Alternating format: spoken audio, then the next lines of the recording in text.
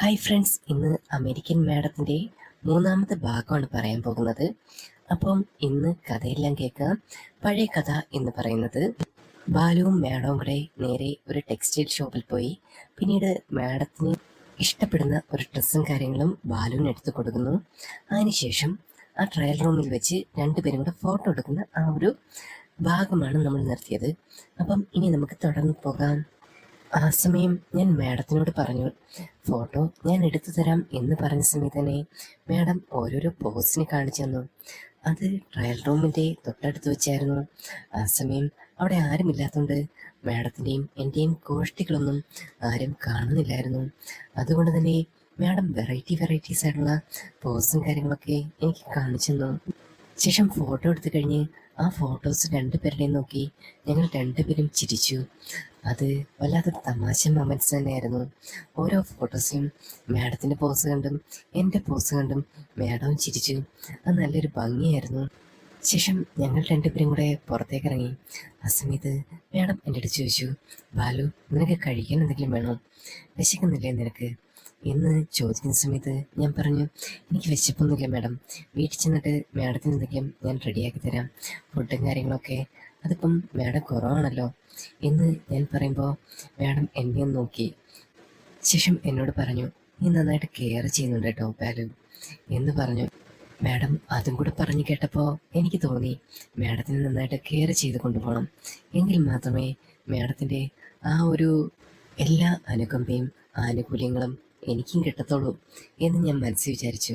അങ്ങനെ ഞാനും മാഡം കൂടെ നടന്നു പോകുന്ന സമയത്ത് തന്നെ ഞാൻ മാഡത്തിൻ്റെ അടുത്ത് പറഞ്ഞു, മാഡം ഒന്ന് നിന്നേ എന്ന്. ശേഷം മാഡം നിന്ന് തന്നു. ആ സമയത്ത് മാഡത്തിൻ്റെ സാരിത്തുമ്പിൽ എന്തോ ഒന്ന് പറ്റി പിടിച്ചിരിക്കുന്നത് ഞാൻ കണ്ടു. ഞാൻ പതുക്കെ മുട്ടുകൊണ്ട് ആ ഒരു തറയിൽ തന്നെ ഇരുന്നു. ശേഷം ആ ഒരു സാരിത്തുമ്പ്, അതിലിരിക്കുന്ന എന്തോ പറ്റി പിടിച്ചിരുന്ന സാധനം അതെടുത്ത് കളഞ്ഞതിന് ശേഷം സാരി നന്നായിട്ട് ഒന്ന് മുന്താണി ഉടുത്തു കൊടുത്തു. പണ്ടെപ്പോഴോ ഞാൻ ചെയ്തിട്ടുള്ളൊരു പരിപാടിയായിരുന്നു ഇങ്ങനൊരു കാര്യം. അതുകൊണ്ട് തന്നെ ആ ഒരു കാര്യം എനിക്ക് നന്നായിട്ട് അറിയാമായിരുന്നു. ഞാൻ മുട്ടുകുത്തിയിരുന്ന് മുന്താണി പിടിച്ചു കൊടുക്കുന്ന സമയത്ത് മാഡം എന്നെ നോക്കി. ഒരു കള്ളച്ചിരിയോടെ നോക്കുമ്പോൾ ഞാൻ മാഡത്തിനെ നോക്കി ഒരു ചമ്മലോടെ ചിരിച്ചു. ആ സമയം മുട്ടുകുത്തിയിരുന്ന് തന്നെ ഞാൻ പറഞ്ഞു, മാഡം എന്തോ ഒന്ന് പറ്റി പിടിച്ചിരിപ്പുണ്ടായിരുന്നു, അതെടുത്ത് ഞാൻ കളഞ്ഞതാണ്. പെട്ടെന്ന് മാഡം ചിരിച്ചുകൊണ്ട് പറഞ്ഞു എന്ന് പറഞ്ഞിട്ട് ഞാൻ എഴുന്നേറ്റു. ശേഷം ഞാനും മാഡം കൂടെ ആ മാളിൽ നിന്നും പുറത്തേക്ക് നടന്നു. അത്രയും നേരം പതുക്കെ പൊക്കൊണ്ടിരുന്ന മാഡം ഇച്ചിരി ഫാസ്റ്റായിട്ടാണ് പിന്നിൽ നടന്നത്. അത് മറ്റൊന്നുകൊണ്ടായിരുന്നില്ല. ചെന്നിട്ട് എന്തോ ഒരു ബിസിനസ് മാറ്റർ ഡീൽ ചെയ്യണമെന്ന് നേരത്തെ പറഞ്ഞിട്ടുണ്ടായിരുന്നു. അതുകൊണ്ട് തന്നെ കുറച്ച് നേരത്തെയാണ് ഇറങ്ങിയത്. ആ സമയം ഞാൻ വണ്ടി എടുക്കാം എന്ന് പറഞ്ഞപ്പോൾ തന്നെ മാഡം പറഞ്ഞു, ബാലു, നീ ഇന്ന് വണ്ടി എടുക്കണ്ട, വണ്ടി ഞാൻ എടുക്കാം, എന്തൊക്കെയായാലും കുറച്ച് നേരത്തെ എത്താനുണ്ട് എന്ന് മാഡം പറഞ്ഞ് കുറച്ച് ധൃതിയിൽ കയറി വണ്ടിയെടുത്ത് വീട്ടിലെത്തി. ഞങ്ങൾ അവിടേക്ക് ചെല്ലുന്ന സമയത്ത് തന്നെ ആ മധ്യവയസ്കൻ പുറത്തു തന്നെ ഇരിപ്പുണ്ടായിരുന്നു. അവിടുത്തെ അവരുടെ ഹസ്ബൻഡ്. അയാളെ കണ്ടതും അവർ മൈൻഡ് ചെയ്യാതെ അകത്തേക്ക് കയറിപ്പോയി. ആ സമയം ഞാൻ എന്തെങ്കിലും ഒന്ന് ചോദിക്കണമല്ലോ, അല്ലെങ്കിൽ അത് മോശമല്ലേ എന്ന് വിചാരിച്ച് ഞാനൊന്ന് ചിരിച്ചു. ശേഷം പത്രം വായിച്ചുകൊണ്ടിരിക്കുന്ന അയാളുടെ അടുത്തേക്ക് ചെന്ന് ഞാൻ എന്തൊക്കെയോ ഒരു കുശലം ചോദിച്ചു. അത്രമാത്രം ഞാൻ പറഞ്ഞു. ശേഷം ഞാനും അകത്തേക്ക് കയറിപ്പോയി. ഞാൻ പോയത് എൻ്റെ മുറിയിലേക്കായിരുന്നു. മാഡത്തിൻ്റെ മുറിയിലേക്ക് പോകുമ്പോൾ ഞാൻ എൻ്റെ മുറിയിലേക്കും. ആ സമയത്ത് ഞാൻ അകത്ത് കയറി പുതിയ ഷർട്ടും കാര്യങ്ങളൊക്കെ ഒന്ന് എടുത്തു നോക്കി. ശേഷം അത് ഇട്ട് നോക്കി. ആ സമയത്തായിരുന്നു മാഡം വന്ന് എൻ്റെ മുറിയിൽ തട്ടിയത്. പെട്ടെന്ന് ഞാൻ കതക് തുറന്നു. കതക് തുറന്ന സമയത്ത് തന്നെ മാഡം എൻ്റെ അടുത്ത് പറഞ്ഞു, ബാലു, എനിക്കൊരു കോൺഫറൻസ് മീറ്റിംഗ് ഉണ്ട്, നീ കുറച്ച് ജ്യൂസും എന്തെങ്കിലും അങ്ങോട്ട് കൊണ്ടുവരണം, എനിക്ക് നന്നായിട്ട് തൊണ്ട വരളുന്നുണ്ട് എന്ന് മാത്രം പറഞ്ഞു. ആ സമയത്ത് ഞാൻ ശരിയാക്കി തരാം മാഡം എന്നുള്ള രീതിയിൽ ഞാനിങ്ങനെ കാണിച്ചു. ആ സമയം തന്നെ ഞാൻ ഷർട്ട് ഊരിയിട്ടിട്ട് നേരെ അടുക്കളയിലേക്ക് പോയി. പെട്ടെന്നായിട്ടുള്ള ധൃതിയിൽ എല്ലാം മറന്നുകൊണ്ട് ഞാൻ 4 ഓറഞ്ച് മാത്രം എടുത്ത് ജ്യൂസ് അടിച്ചു. മാഡത്തിന് വേണ്ടിയിട്ട് മാത്രമായിരുന്നു അത്. ശേഷം ഞാൻ ആ ഒരു സമയത്ത് തന്നെ നേരെ മാഡത്തിൻ്റെ റൂമിലേക്ക് പോയി. അവിടേക്ക് ചെല്ലുമ്പോൾ മാഡം കോൺഫറൻസ് കോളിൽ റെഡിയായിട്ട് നിൽക്കുകയായിരുന്നു. അതേസമയം സാരി എടുത്തുകൊണ്ട് നിൽക്കുന്ന മാഡം പെട്ടെന്ന് എന്തോ ഒരു പ്രൊഫഷണൽ ഡ്രസ്സിലേക്ക് മാറുന്നത് ഞാൻ പെട്ടെന്ന് ശ്രദ്ധിച്ചു.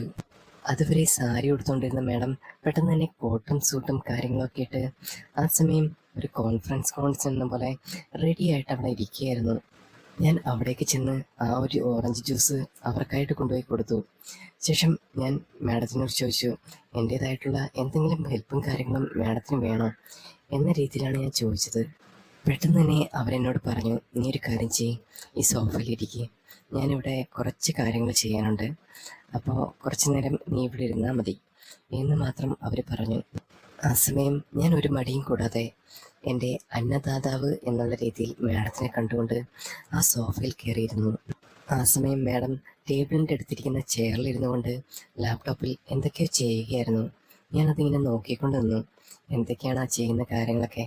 പെട്ടെന്ന് മാഡം എന്നെ വിളിച്ചു, ബാലു നീ ഒന്ന് ഇങ്ങോട്ട് വരുമോ, ഇത് എന്താണെന്ന് എനിക്കറിയാൻ പറ്റുന്നില്ല എന്ന് പറഞ്ഞു. ആ സമയം ഞാൻ അവിടേക്ക് ചെന്നു. ഒരു കമ്പ്യൂട്ടർ വിജ്ഞാനം പോലും ഇല്ലാത്ത എന്നെ മാഡം എന്തിനാണ് വിളിച്ചതെന്ന് എനിക്ക് പോലും മനസ്സിലാവുന്നില്ല. ആ സമയം ഞാൻ അവിടേക്ക് ചെല്ലുമ്പോൾ നിനക്കത് ശരിയാക്കാൻ പറ്റുമോ എന്ന് ചോദിച്ചു. അപ്പോൾ എനിക്കൊന്നും അറിയാൻ കഴിയുന്നില്ലായിരുന്നു. ആ സമയം മാഡത്തിനോട് ഞാൻ എനിക്കൊന്നും അറിയാൻ പറ്റുന്നില്ല മാഡം എന്ന് ഞാൻ മറുപടി പറഞ്ഞു. പെട്ടെന്ന് എൻ്റെ കയ്യിൽ ചെറിയൊരു പിച്ച് നിന്നിട്ട് മാഡം പറഞ്ഞു, ഈ കമ്പ്യൂട്ടറെങ്കിലും കാര്യങ്ങളൊക്കെ പഠിക്കണ്ടേ, ഇതൊക്കെ ഇന്നത്തെ കാലത്ത് പിള്ളേർക്ക് ആവശ്യമുള്ള കാര്യമല്ലേ, നീ ഇങ്ങനെ ഡ്രൈവിംഗ് പണി മാത്രം ചെയ്താൽ മതിയോ, ചെറിയ ചെറിയ അസിസ്റ്റൻ്റ് പണിയും കൂടെ ചെയ്യേ, അതല്ലേ നല്ലത് എന്ന് മാഡം പറയുമ്പോൾ ഞാൻ പറഞ്ഞു, എനിക്ക് അതിനെ പറ്റിയിട്ട് വലിയ കാര്യങ്ങളൊന്നും അറിയില്ല, എങ്കിലും ഞാൻ ശ്രമിക്കാം എന്ന് പറഞ്ഞു. പെട്ടെന്ന് മാഡം എൻ്റെ അടുത്ത് പറഞ്ഞു, നീ ഇതെല്ലാം കണ്ടുപിടിക്കുന്നെങ്കിൽ ഞാൻ ചെയ്യുന്ന കാര്യങ്ങളെല്ലാം ഓരോന്ന് നോക്കി നോക്കി പഠിക്കുക എന്ന് മാഡം എൻ്റെ അടുത്ത് പറഞ്ഞു. അപ്പോൾ മാഡം ഒരു ചെയർ എടുത്തുകൊണ്ട് വരാൻ എന്നോട് നിർദ്ദേശിച്ചു. ഞാൻ പതുക്കെ പുറത്തേക്ക് പോയി ഒരു ചെറിയ ചെയർ മാത്രം എടുത്തുകൊണ്ട് വന്നു. ശേഷം മാഡം ഇരിക്കുന്നതിൻ്റെ തൊട്ടരികിലായിട്ട് ഞാൻ കയറിയിരുന്നു. ആ സമയത്താണെന്നുണ്ടെങ്കിൽ മാഡം എന്നെ ഓരോ കാര്യങ്ങളായിട്ട് പറഞ്ഞു തന്നു, കമ്പ്യൂട്ടറിൻ്റെ ഓരോ കാര്യങ്ങളും. അപ്പോൾ ഞാൻ ഓരോ കാര്യങ്ങളും ശ്രദ്ധയോടെ കേട്ടു. ആ സമയത്ത് ഞാൻ ഓരോ കാര്യങ്ങളും ശ്രദ്ധിക്കുന്നത് മാഡം ശ്രദ്ധിക്കുന്നുണ്ടായിരുന്നു. അവൻ ശ്രദ്ധിക്കുന്നുണ്ടോ എന്നുള്ള കാര്യങ്ങളായിരുന്നു മാഡത്തിൻ്റെ ആകുലതയും. ഞാൻ കമ്പ്യൂട്ടറിന് മുന്നിൽ ഓരോ പ്രോഗ്രാമും ഇങ്ങനെ കണ്ടിരിക്കുന്ന സമയത്ത് പെട്ടെന്ന് നല്ലൊരു മണം വരുന്നുണ്ടായിരുന്നു. അത് മാഡത്തിൻ്റെ ഹെയറിൽ നിന്നായിരുന്നു. ആ ഹെയറിൽ നിന്നുള്ള മണം നല്ലൊരു ഭംഗിയുണ്ട്. എന്തോ കാച്ചിയ എണ്ണയിൽ ഒരുതരം പെർഫ്യൂം ചേർത്തിട്ടുള്ള മണം. അതായിരുന്നു, എന്തോ കൂടി എണ്ണയാണെന്ന് തോന്നുന്നു മാഡം യൂസ് ചെയ്യുന്നത്. അതിൻ്റെ മണമാണ് ആ മുടിയിൽ നിന്ന് അടിക്കുന്നത്. മാഡത്തിൻ്റെ മുടി അത്യാവശ്യം കളർ ചെയ്തിട്ടുള്ളതാണ്. അത് കാണുമ്പോൾ തന്നെ നമുക്ക് ഒരു ഭംഗിയും കാര്യങ്ങളും തോന്നും. ഏകദേശം പകുതിയോളം മുടി, അതാണെങ്കിൽ കൈമുട്ടിൻ്റെ ആ ഒരു ഭാഗം വരെ ഉണ്ട്. അതൊരു വി ഷേപ്പിൽ യു ഷേപ്പിൽ അങ്ങനെയുള്ള രീതിയിൽ വെട്ടിയിട്ടേക്കെയാണ്. ബോളിവുഡിലെ ചില സിനിമാ നടികൾ മാത്രമേ ഇങ്ങനെ വെട്ടിയിട്ട് ഞാൻ കണ്ടിട്ടുള്ളൂ. അതാണ് ഞാൻ പെട്ടെന്ന് ശ്രദ്ധിച്ചത്. ആ കെട്ടിയ മുടിയിൽ ചെറിയൊരു ക്ലിപ്പ് വെച്ചിട്ടുണ്ട്. അതാണെങ്കിൽ നല്ല ഭംഗിയുണ്ട് കാണാൻ. ആ കെട്ടിയ മുടിയിൽ പ്രത്യേക രീതിയിലാണ് ക്ലിപ്പ് വെച്ചിരിക്കുന്നത്. ഞാൻ അതും ഒന്ന് ശ്രദ്ധിച്ചു. ശേഷം എൻ്റെ കണ്ണുകൾ പോയത് നേരെ മാഡത്തിൻ്റെ ചെവിയിലേക്കാണ്. ചെവിയുടെ മുകളിൽ ഒരു ഇയർബഡ്സ് പോലെ അങ്ങനെ വെച്ചിട്ടുണ്ട്. അത് ചെറിയൊരു കാത് കുത്തിയിട്ടാണ് വെച്ചിട്ടുള്ളത്. ഞാനതെല്ലാം ശ്രദ്ധിക്കുന്ന സമയത്ത് മാഡം ചിരിച്ചുകൊണ്ട് ആ ഒരു കമ്പ്യൂട്ടറിൽ നോക്കി ഇങ്ങനെ നിൽക്കുകയായിരുന്നു. അപ്പോൾ മാഡത്തിൻ്റെ ചിരി കാണാൻ നല്ല ഭംഗിയുണ്ടായിരുന്നു. മുല്ലപ്പൂവിൻ്റെ നിറമുള്ള ആ ഒരു പല്ലുകൾ, ശരിക്കും പല ആളുകളുടെയും പല്ലുകൾ മഞ്ഞിച്ചും പല കളറിലുമാണ്. പക്ഷേ ഇത്രയും ഭംഗിയായിട്ട് പല്ല് എങ്ങനെ കൊണ്ടുവെക്കുന്നത് എനിക്ക് പോലും നല്ല പിടികിട്ടിയിട്ടില്ലായിരുന്നു. പിന്നീട് എൻ്റെ കണ്ണുകൾ പോയത് നേരെ തോളിൽ പതിപ്പിച്ച ആ ഒരു ടാറ്റൂയിലേക്കായിരുന്നു. പെട്ടെന്ന് ഞാൻ അങ്ങനെ നോക്കുന്ന സമയത്ത് മാഡം എന്നെ അത് ശ്രദ്ധിച്ചു. പെട്ടെന്ന് എന്നോട് തന്നെ ചോദിച്ചു, ബാലു നീ എന്തേ നോക്കിക്കൊണ്ടിരിക്കുന്നത്, നീ ശ്രദ്ധിക്കുന്നില്ലേ എന്ന് ചോദിക്കുമ്പോൾ ഞാൻ എന്തോ സ്വപ്നത്തിൽ നിന്ന് എഴുന്നേറ്റതുപോലെ മാഡത്തിനോട് ഞാൻ പറഞ്ഞു, ആ മാഡം ശ്രദ്ധിക്കുന്നുണ്ട്. പെട്ടെന്ന് മാഡം എന്നെ ഒന്ന് തുറച്ച് നോക്കിയിട്ട് പറഞ്ഞു, ഉവ്വ നീ എവിടെയാണ് ശ്രദ്ധിക്കുന്നത് എനിക്ക് മനസ്സിലായി, ഉറങ്ങിയിരിക്കാതെ ഈ കാര്യങ്ങൾ എന്തെങ്കിലും നോക്ക്, അല്ലാതെ ചുമ്മാ ഇരിക്കില്ല ബാലു എന്ന് മാഡം ഒന്ന് കലിപ്പിച്ചുകൊണ്ട് പറഞ്ഞു. ആ നിമിഷം മാഡത്തിൻ്റെ ആ കലിപ്പിൽ ഞാനൊന്ന് ശ്രദ്ധിച്ചു. പെട്ടെന്ന് മാഡം എന്നെ ഒന്ന് കുറ്റം പറഞ്ഞതാണ് എനിക്ക് മനസ്സിലായി. എൻ്റെ ആ വിഷമം കണ്ട സമയത്ത് മാഡത്തിനും എന്തോ ഒരു സഹാനുഭൂതി തോന്നിയിട്ടാവാം. ബാലു ഈ ജ്യൂസ് എടുത്ത് കുടിക്കും എന്ന് മാഡം എന്നെ കണ്ട സമയത്ത് എന്നെ പറഞ്ഞത്.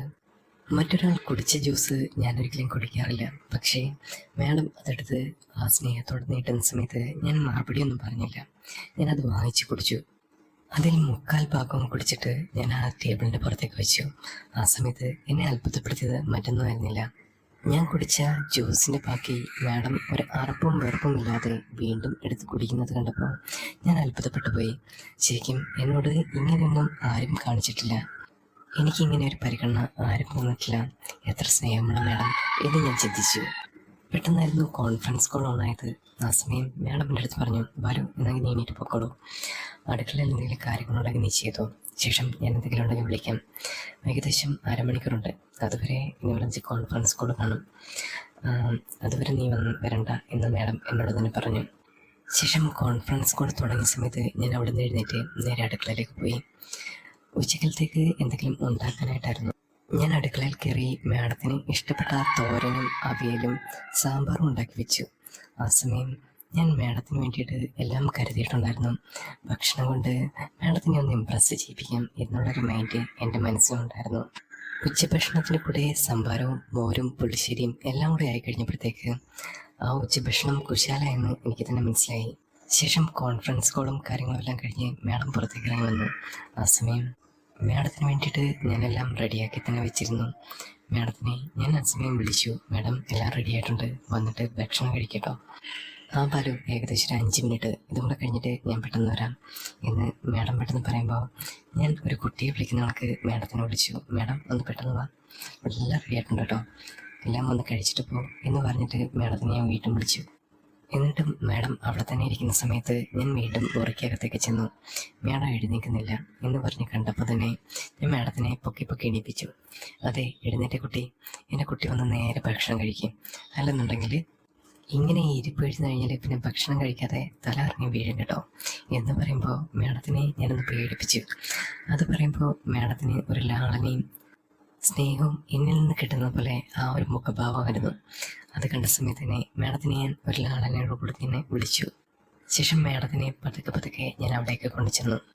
ടേബിളിൽ എല്ലാ ഭക്ഷണവും കാര്യങ്ങളൊക്കെ റെഡിയായിരുന്നു. ആ സമയത്ത് മാഡത്തിൻ്റെ ഒപ്പം ഞാനും ഉണ്ടായിരുന്നു. എല്ലാ ഭക്ഷണവും മാഡത്തിന് ഞാൻ വിളമ്പിക്കൊടുത്തു. ആ നിമിഷം ഒരു കുട്ടിയെ പോലെ മാഡം എന്നെ നോക്കുന്നുണ്ടായിരുന്നു. കാരണം ഞാൻ വിളിച്ചുകൊണ്ട് വന്നത് ഒരു കുട്ടിയെ പോലെ ആയിരുന്നു മാഡത്തിനെ. ആ സമയത്ത് ഒരു കുട്ടിയിൽ എന്തൊക്കെ ഭാവങ്ങളാണോ നമ്മൾ കാണുന്നത്, ആ ഒരു ലാളിത്യവും സ്നേഹവും മാഡം ആഗ്രഹിക്കുന്നുണ്ടായിരുന്നു. പെട്ടെന്ന് ഞാൻ ചോറിൽ നിന്നും കുറച്ച് ചോറ് പുളിശ്ശേരിയും പിന്നെ മീനും അതെല്ലാം കൂടെ വെച്ച് മാഡത്തിൻ്റെ വായിലേക്ക് വെച്ചു കൊടുത്തു. അത് രുചിയോടെ മാഡം എടുത്ത് കഴിച്ചു. ആ സമയം ഞാൻ അത് ആഗ്രഹിച്ചു. പെട്ടെന്ന് ഞാൻ മാഡത്തിനോട് ചോദിച്ചു, മാഡം സാറിനെ വിളിക്കണ്ടേ ഭക്ഷണം കഴിക്കാനും കാര്യങ്ങളും? പെട്ടെന്ന് മാഡം എന്നെ ഒന്ന് തുറച്ചു നോക്കി. ഞാൻ കഴിച്ചിട്ട് മതി, അതിനുശേഷം നീ വിളിച്ചിട്ട് ഭക്ഷണം കഴിച്ചോളാൻ പറ എന്ന് മാത്രം മാഡം പറഞ്ഞു. പെട്ടെന്ന് ഞാൻ അടുക്കളയിലേക്ക് പോകാൻ ഒരുങ്ങിയ സമയത്ത് തന്നെ മാഡം എന്നെ വിളിച്ചിട്ട് അവിടെ ഇരുത്തി. ബാലു ഇവിടെ ഇരിക്കും എന്ന് പറഞ്ഞ് എന്നെ ആ ഒരു കസേരയിൽ തന്നെ ഇരുത്തി. ആ സമയം മാഡം കഴിക്കുന്നത് എല്ലാം ഞാൻ നോക്കിക്കൊണ്ടേയിരുന്നു. ആ ടൈമിൽ മാഡത്തിന് ഒരു കുഞ്ഞു കുട്ടിക്ക് കിട്ടുന്ന അതേ വാത്സല്യമായിരുന്നു എന്നിൽ നിന്നും കിട്ടിയത് എന്നെനിക്ക് മനസ്സിലായി. പെട്ടെന്ന് മാഡം എന്നോട് ഒന്നുകൂടി റിക്വസ്റ്റ് ചെയ്തു, ബാലു നീ നേരത്തെ ചെയ്തതുപോലെ ഒന്നുകൂടി ചെയ്യാമോ? മാഡത്തിൻ്റെ ചോദ്യത്തിൽ ഞാൻ എന്താണെന്ന് പരിഭ്രമിച്ചു പോയി. മറ്റൊന്നുമായിരുന്നില്ല, ഞാൻ നേരത്തെ വാരി വായിൽ വെച്ച് കൊടുത്തിരുന്നു, അതേപോലെ തന്നെ ഒന്നുകൂടി വാരി വായ വെച്ച് കൊടുക്കാമോ എന്നുള്ളതാണ് ചിന്തിച്ചത്. പെട്ടെന്ന് ഞാൻ മാഡത്തിനോട് എന്ന പോലെ ചോദിച്ചു, മാഡത്തിന് ഈ കുട്ടികളെയും കാര്യങ്ങളൊന്നും തീർന്നിട്ടില്ലല്ലേ? എനിക്കത് മനസ്സിലായി എന്ന് മാഡത്തിനോട് പറയുമ്പോൾ എല്ലാ മനുഷ്യന്മാർക്കും കുട്ടികളികളും കാര്യങ്ങളൊക്കെ ഉണ്ടാവില്ല എൻ്റെ ബാലു, ഇങ്ങനെയൊക്കെ ചോദിക്കണോ എന്ന് മാഡം തന്നെ തിരിച്ചെന്നോട് ചോദിച്ചു. അങ്ങനെ ഒരു പിടിയും കൂടി ഞാൻ മാഡത്തിന് വാരി വായിൽ വെച്ചു കൊടുത്തു. ശേഷം ഞാൻ അടുക്കളയിലേക്ക് പോയി. അപ്പോഴേക്കും മാഡം ഭക്ഷണം മുഴുവൻ കഴിച്ചിരുന്നു. മാഡം കഴിച്ചിട്ട് റൂമിലേക്ക് പോകുമ്പോൾ ഞാൻ അവിടേക്ക് ചെന്നു.